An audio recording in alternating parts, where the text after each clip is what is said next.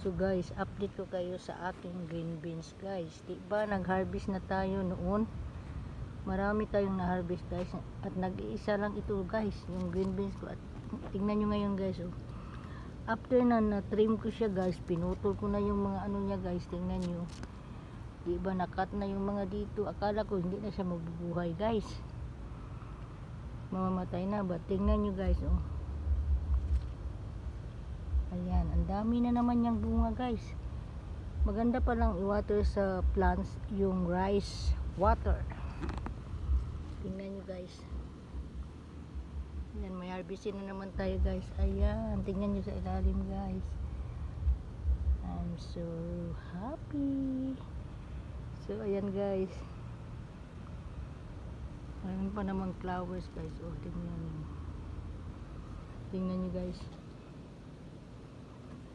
Diba guys? Ang saya. Thank you for watching guys. Bye bye. Mag-harvest naman tayo nito ng ating green beans sa ilalim guys. Oh. So isali ko na dito yung mga kamatis ko guys. Dito sa drum na to guys, sa barrel. Ayan. Hilaw pa yung mga kamatis ko guys.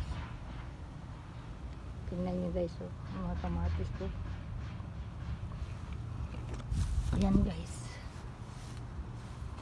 Ang liit-liit lagi guys, oh. Yung kalabasa natin wala pang bulak.